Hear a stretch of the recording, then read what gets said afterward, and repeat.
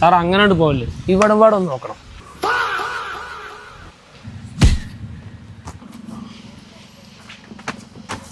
ഇതെന്ത് തേങ്ങടത്? അപ്പൊ അങ്ങനെ പോലീസ് വന്നത്?